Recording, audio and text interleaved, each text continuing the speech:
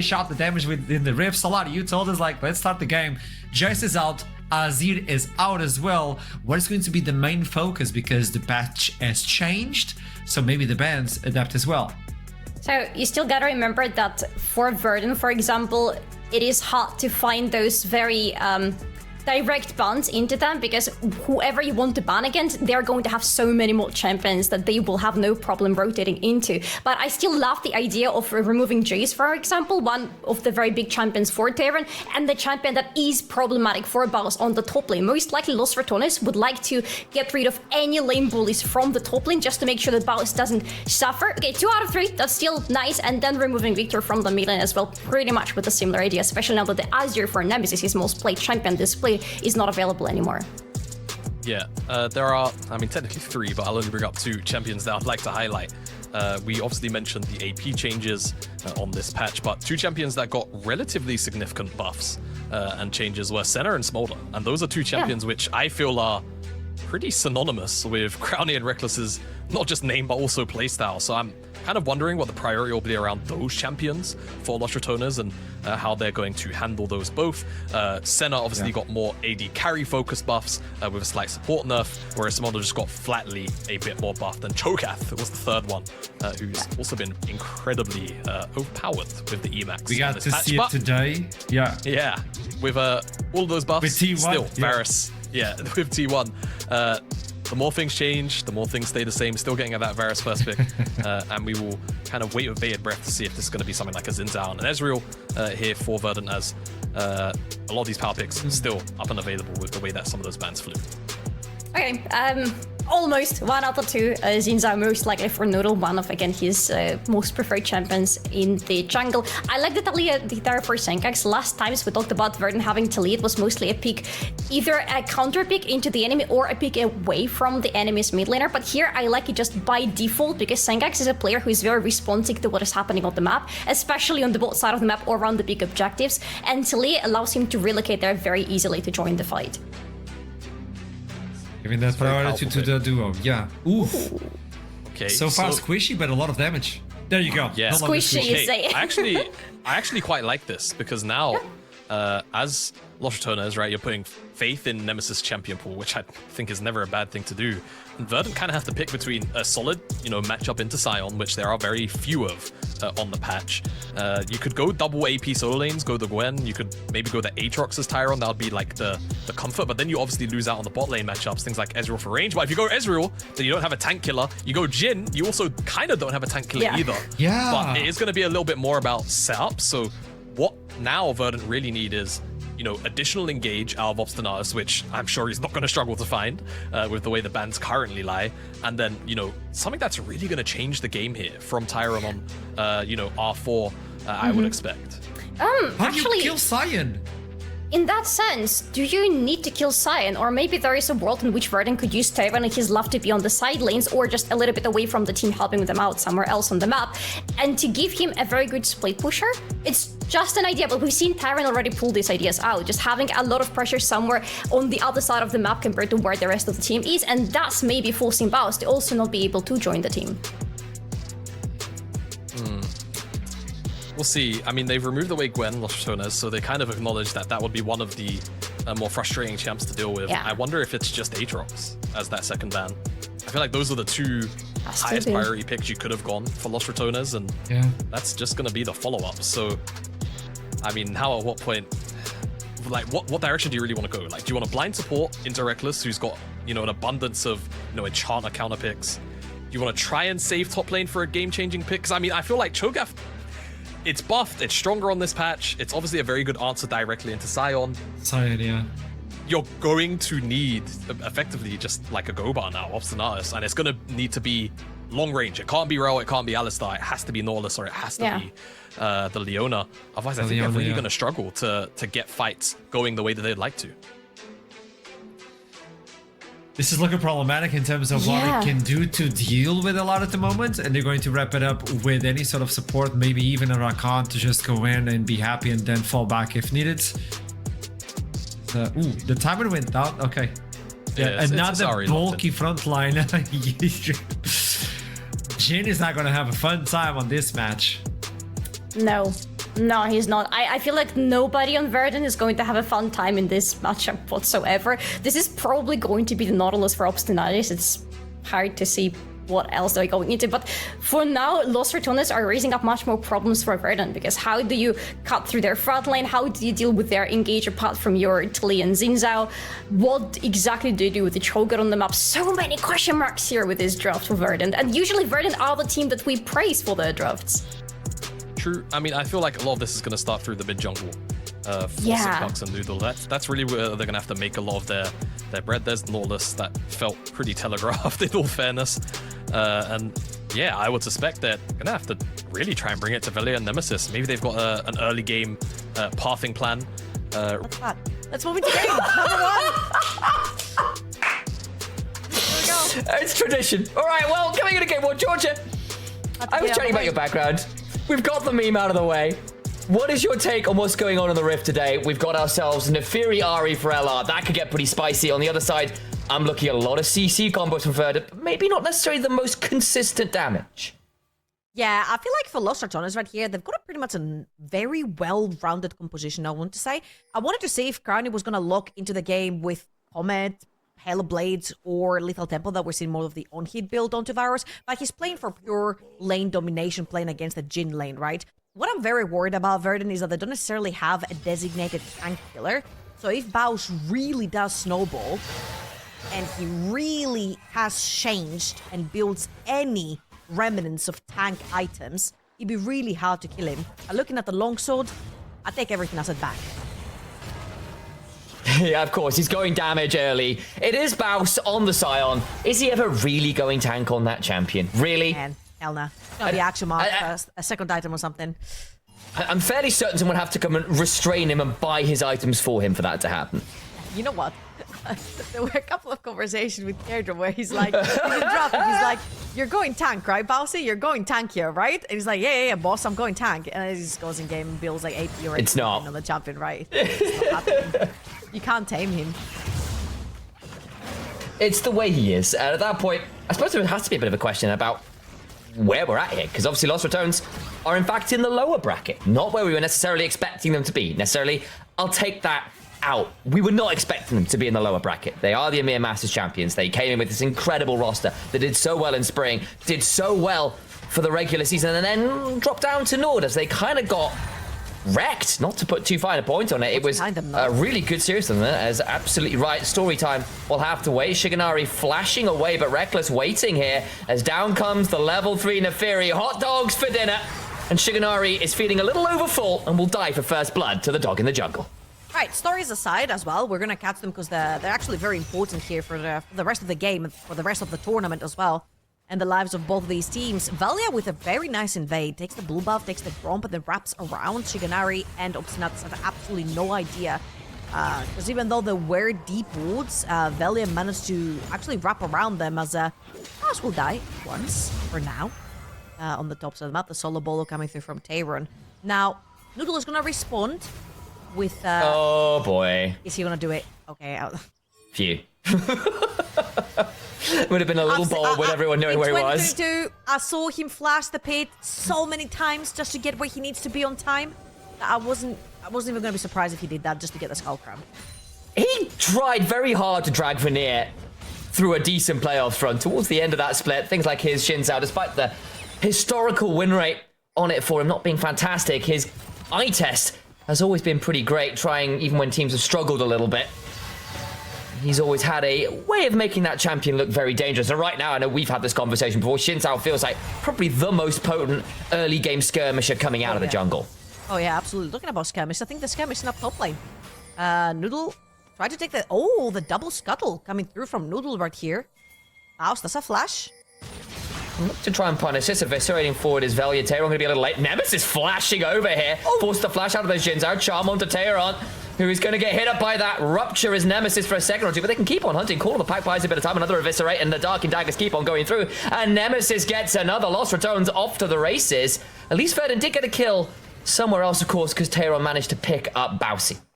Yeah, I feel like Taylor got a little bit baited right there. He had no mana on the Cho'Gath. He walked up. Noodle could have very easily just flashed the wall, which actually he did, and he was safe on the tower. So Taylor didn't actually have to overextend right there. Very nice charm, of course, landed from Nemesis.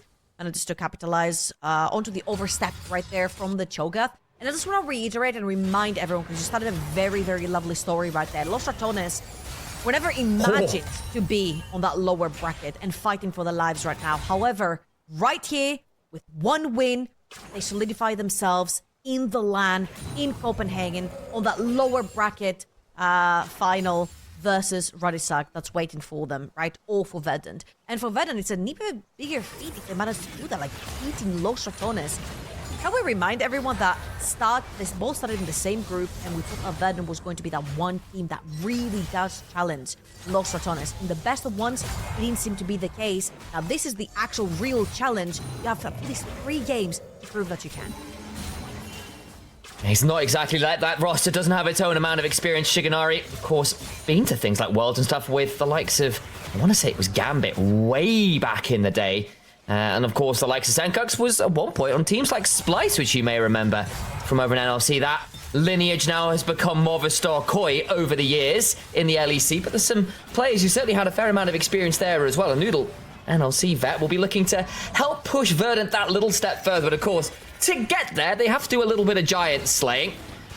Los Ratones are looking to make sure they recover well from that upper bracket humbling they ended up receiving against the run of affairs as BAUS gets ignited, and that's just a kill to Shigenari. Going down again, it is the BAUS way on the Sion, but all the same, getting a kill onto the Jhin early, got to feel pretty good for Verdant nonetheless.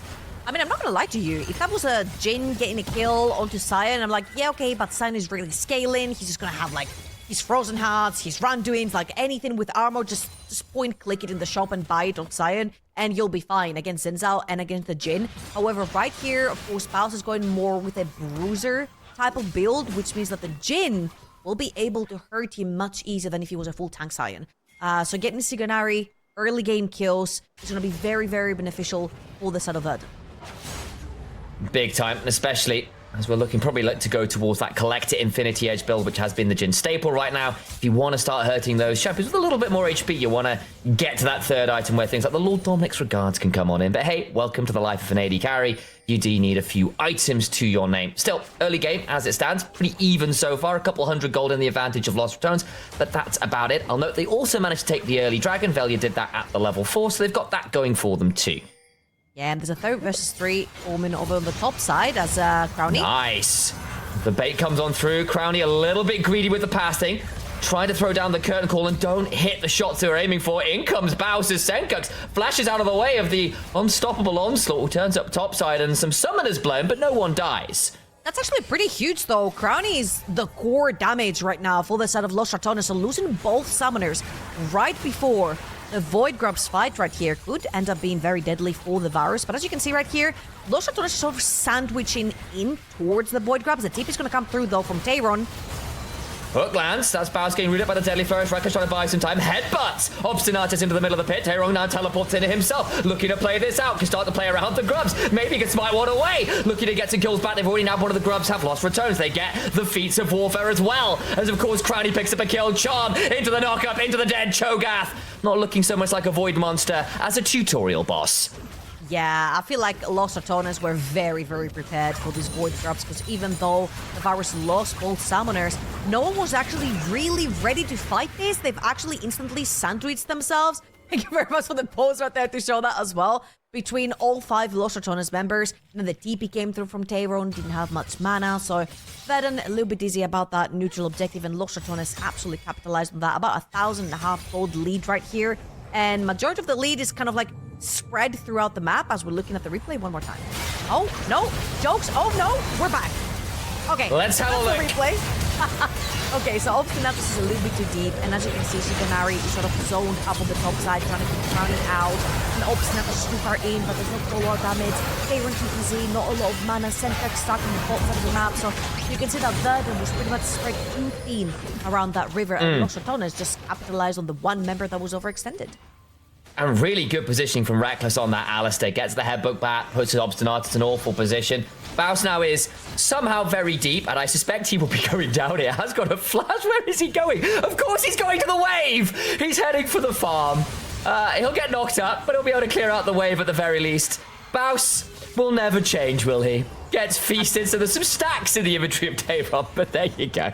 I just want to reiterate to everyone, he flashed with this. He deliberately flashed to get those creeps. It's fair enough. It's fair enough. You know what? I do see some defensive MR in his inventory. And a Barbies. I mean, it looks like he's changed.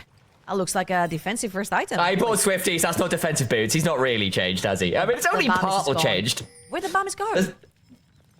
That's a good question. Did he sell it? Did he sell it for Swifties? He sold Barbies.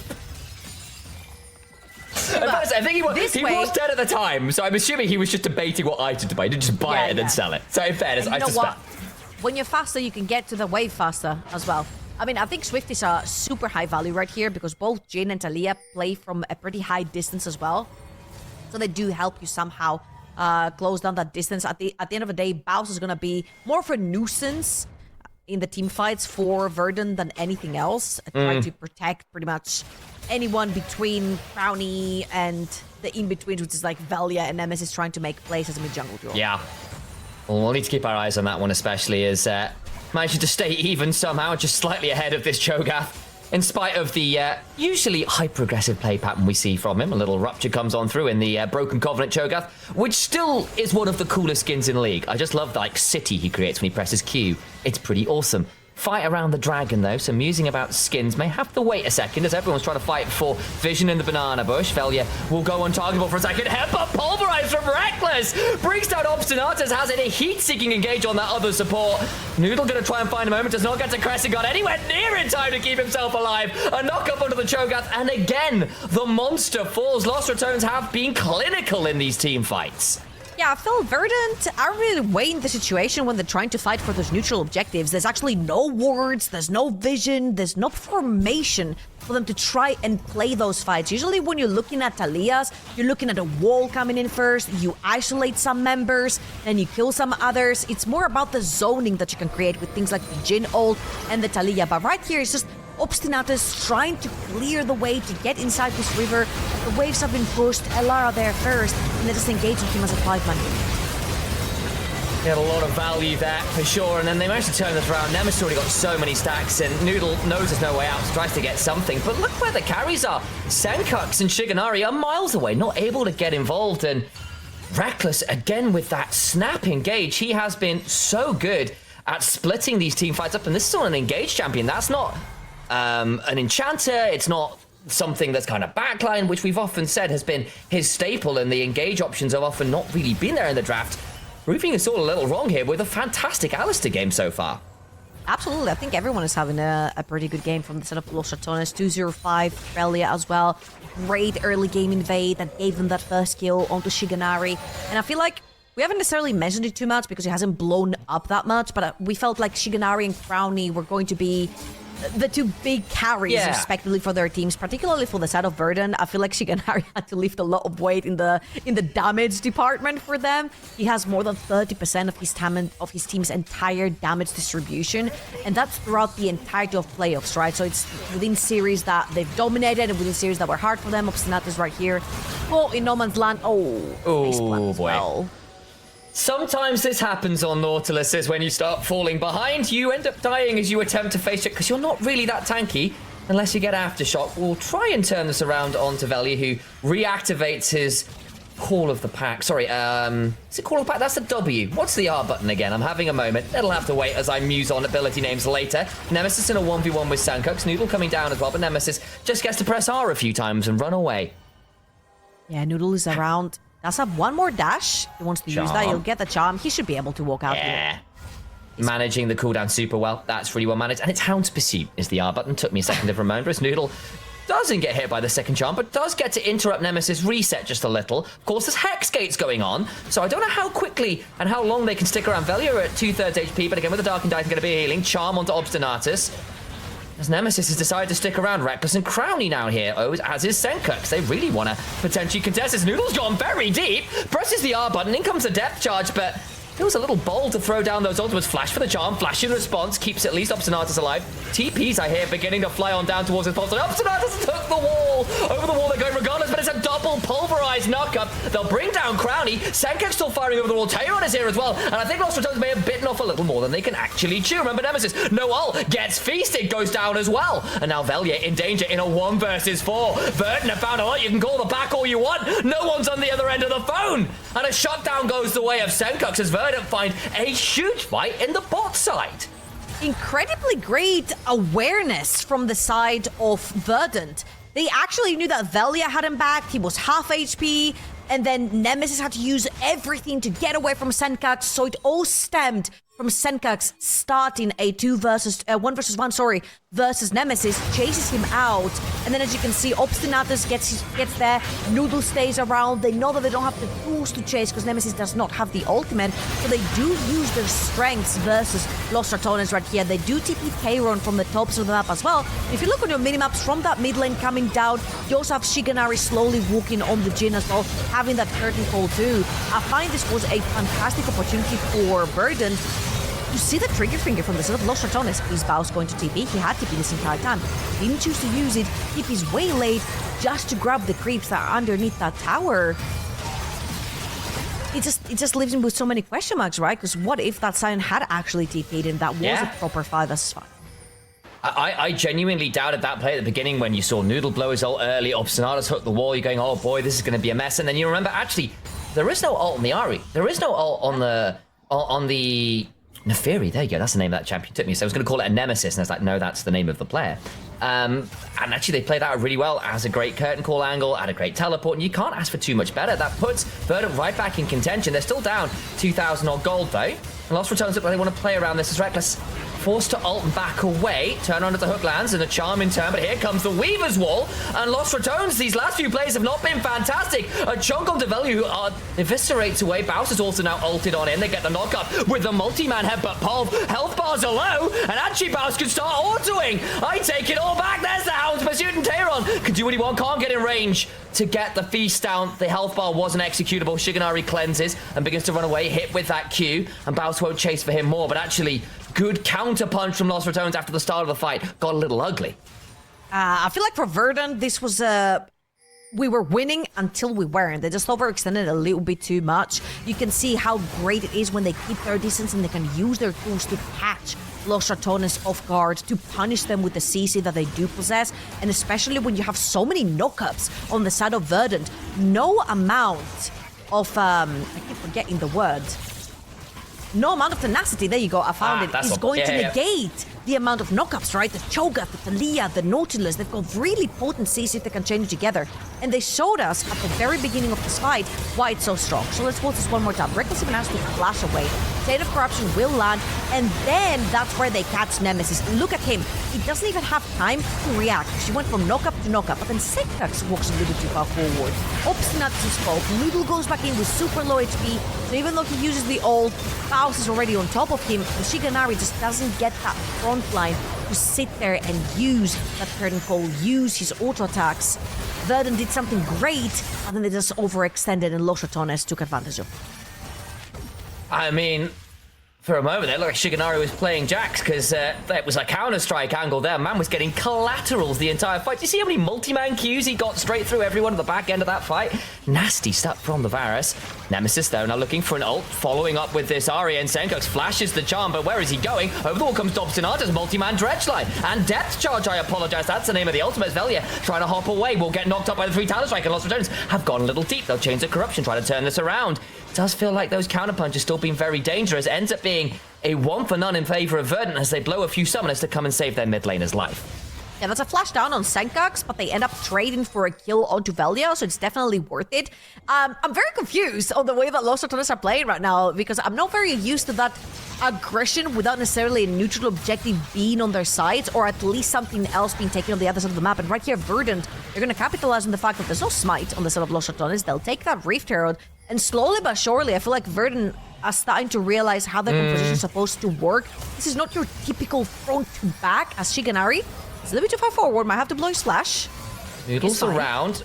Big chunk, though, on a Shiganari nonetheless. Will Deadly flourish briefly and get a silver lining bit of CC, but Nemesis, look at the angle, the charm is phenomenal, and Crowny knocks down what Nemesis sets up. Reckless goes forward, does get knocked up here, has to flash away his Noodle, as BAUS looks for the lane gank by driving straight down mid lane. Nemesis still got the ult to run with for a second or two more, can look for a charm angle, lands it around the minions onto that Cho'Gath, who's a lot tanky now than he once was, but is he tanky enough to survive? Is for the moment. BAUS throws up the Soul Furnace, over the wall goes Velia, gets stunned but briefly, but chased onto opposite artist. It's a double for Crowny, gets a reset on the Hound's pursuit. Velia will go untargetable with the call of the pack, sends those dogs straight after Noodle, who might be turning into dinner like his namesake. Gets in trouble though as he throws down the Crescent Guard, does pick off the BAUS as he tries to get a few more autos down as a zombie, and the Cranberries have the right of it. What's in his head going this deep? The Dark Daggers land, and Nemesis helps get another with the very tip of the Q. Wait, curtains are called, and how many shots can they land? What's the dancing shoot like? Cranny nearly flashed into that bullet, but it all pulls away, and Lost Ratones in the end come out on top. But my days, they have been willing to get down and dirty with the best of them. I mean, hey, you get away with Help Us blinking, who cares? You still got the kills. Lost Ratones got out alive, and they outplayed Verdant fantastically in this team fight. They managed to get the 2 towers over in the mid lane as well. So they used BAUS as basically a Maokai or an Oracle to try and zone away Verdant. Verdant weren't actually following up with this one, so they actually got caught underneath their own towers, and Lost Ratones picked them up one by one as Nemesis has found himself another target. He has so much ability. Haste's ult is basically on no cooldown, keeps chasing, gets another for Crowny, who's now going to his 9th kill of the game. Charm just wide, as Nemesis will press the R button on the slightest provocation, and once again finds a pick onto this poor Nautilus, who's 0, 6, and 6 right now. Let's have a look at this replay, where we're going to have to say 0-7 instead to Verdant, who couldn't quite defend these turrets. Yeah, I feel like that was a great ult by BAUS right there, because as the first tower was going down, just dived a little bit too deep, tried to zone away Verdant, which was great, and then when this charm lands, look how much CC they layer onto the Cho'Gath, and this is a very damn tanky Cho'Gath. They still managed to bring him down, and you connect ult onto the Nautilus, take this one down as well. What is happening? The replay is down in the bottom left, as we're taking a dive straight onto the mid lane tower. Well, Herald was taken by Verdant, so they'll charge it through mid lane and get a double charge off, which is nice for them. As the cacophony stops just briefly, and we'll turn instead to look at things like Hextech Dragon, which will be spawning in relatively short order. Charge now onto Shiganari, who was kind of split off from his team, trying to back away from the BAUS. Got a lot of damage with this Titanic Hydra, gets knocked up by the Rupture, will be in feast range shortly. And Tehran will indeed press the R button, and BAUS's zombie runs at a few people and tries to get a few more love taps down. No pun to Misfortune's kit required. Yeah, top right though, 17 seconds until next. Dragon and Verdant are very, very quickly trying to reset right there. Obstinatus. Oh, mate, boy. you're on the wrong side of the moon. Boy. And this is going to be a 1-for-1. So full versus full for this Dragon. The Dragon spawning already. Verdant did not have the time to reset and get a bit of vision into this river. So it's going to be a TP from Tehran coming through. And let's see if Senkax not just to wall in, try and get something from that 4v4. It would be a 4v4 because of course BAUS is down, but then instead is the soul for Lost Ratones. They get the full job with 4 dragons in a row at 23 minutes. Now turning around with that extra lightning to their name. And somewhere out there, there's a God of Thunder or two who are approving. And this is Nemesis into the backside, multi-man slow, as the lightning begins to ground itself in the skulls of Verdant, trying to get the shutdown onto Shikanari. But Nemesis manages to bring that down in a 1-for-1. Maybe not the cleanest they'd like, actually. Asenko's running away from Velia, knockup now onto that dog, who manages to eviscerate away to safety. Ends up being a 2-for-2, so not as clean as Lost Ratones were hoping, as they went diving with their newly gained Hex Soul and got a little bit too greedy with their newfound power. Yeah, at the end of the day, though, they do end up getting the soul. So that's all they went for. They might have overextended just a little bit right there, but not having your side in the front line, you gotta get a little bit creative. And Nemesis and Velia, they take that mid-jungle power duo of Ahri and Naafiri, and they ended up diving into that backline. And this is what's very scary between the two compositions, right? Because they both have 2 big walls in front of both of their carries, the Sion and the Cho'Gath, respectively. But the thing is that Ahri and Naafiri do not care about your front line. They can find creative ways, creative flanks to get into that backline and get into contact with Shikanari and with Senkax, right? Whilst on the other side for Verdant, they kind of have to play more of an isolating game with the walls, with the knockups coming through to try and kill and chip away each and every single champion from the side of Lost Ratones one by one. They've got a lot of CC, and that's great, but the moment it's down, you're seeing people then return the play afterwards. The likes of Nemesis, Velia, Reckless have been really good at staggering those engages, buying some of those key cooldowns like the Unraveled Earth, which does make those dashes a little bit more problematic. And now, of course, we're at a point where Lost Returns are 6,000 gold ahead, sold to their name. Much of the map is theirs to wander around as they so please, and we've often criticized LR for being a little slow, a little inactive in the early games, a bit messy. It's the mid games where the macro comes out where you start to see them really begin to shine, but this game, they have been so aggressive, and largely, it's been pretty successful. LPL-esque, if I dare say, at its finest. That is true. They have been actually trying to play for the kills. And I mean, like, the mid-jungle duo really speaks for itself, right? Yeah. Nafiri and Ari really want to fight, get ahead in the early game, trying to get the Nafiri fed with all those kills as Reckless. It's going to headbutt onto Obstinatus as Obstinatus cues the wall. And I feel like right here for Verdant, this will be their biggest test as they try to get some vision towards that Baron pit. Quite deep for the BAUS. I think he might be in trouble. Gets knocked up, flashes away. Curtains are called. Tayron, they're taking some big damage back. Down to about 10% HP, but over the wall goes Nemesis. Charm onto a key member of Noodle, who now Crescent Guards, but it might be a little too little and a little too late. Down to a third HP. Charm on Nemesis and stunned up. It's not a charm, but it feels like it. That Deadly Flourish was the lucky charm that Verdant needed. Pick off on the mid laner. Potentially a critical one, as things like Baron are up, even if the Atakan has already fallen. Great pick by Senkax right there. The rocks into the W to catch Nemesis, and then the root coming through from the Ginas. Velia is starting this Baron up. 30 seconds for Nemesis. Does have the TP to get in. But that is just from Velia to try and... He's gone. Well, Or not. There's the bleed. Gets it in the end, and unfortunate. Noodle can't quite escape as the Dark Daggers do their work. Hop over the wall away from the rupture, and suddenly what felt like a moment where Verdant might be able to find something is quickly turned back into an even state of affairs. And unfortunately for Verdant, they don't have a smite up, and guess what's in front of them, Georgia? It's Baron. absolutely. They do not have a smite, but they have something that is quite equivalent to one. They've got a Cho'Gath around with a feast, so this can get pretty scary if Cho'Gath gets anywhere near the pit. But as you can see right here, Lost RATONES, particularly BAUS and Reckless, have made it their life's mission to not let this Cho'Gath anywhere near the pit. Nemesis is back in TP'd in. Shiganari looking for an angle. They are doing their very best to keep the Cho'Gath away. Root, though, onto Nemesis, begins to ult on out. Reckless will get the Pulverize onto Obstinatus, and there is Baron secured. You asked them to keep the Cho'Gath out the pit, and Lost Returns heard the mission statement, and will even get a bonus to Lear at the end of it all.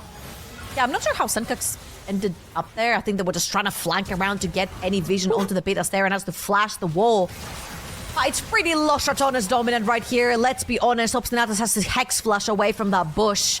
And there's going to be a push towards the top side of the map for Lost RATONES. They've got the Baron, they've got 5 members, and they're looking for the first inhibitor towers. In comes the Hound's pursuit, and Nautilus finds his diving suit full of a lot of holes. Tayron now in danger, tries to find some value, can't quite get a kill with that feast. Velia low, but I don't think he cares all that much. The curtain's being called, but unfortunately for Jin, I think it's his team that'll be forced to take the bow. The spell shield tanks the 4th bullet, and Shiganari suddenly wishing he could counter 5. Oh, plain textbook right here from Lost RATONES. Taking that mid lane inhibitor tower and the inhibitor as well. I mean, that's pretty good, right? You back off, you take your money, put it in your pocket, make it into items, and then just guarantee yourself a pretty clean game overall from the Lost RATONES. 11,000 gold in the lead right now. And I think this is pretty much as done as can be. Verdant should technically be going back to the drawing board and thinking of what they're going to be playing to what I'm assuming is going to be a blue side for them. Nice. Does feel that way, doesn't it? The Infinity Edge is done for Shiganari, and that's nice. The Cho'Gath is still managing to get a few items, but still nearly 5k down, despite some of the silliness early on. About 100 CS, 4 off. Well, actually, I can't count. 6 off that. The Flame Horizon, near enough reached. Close enough for me to count, even if it's not quite official, but that's still a very impressive feat, and the gold leads are pretty monumental wherever you care to look.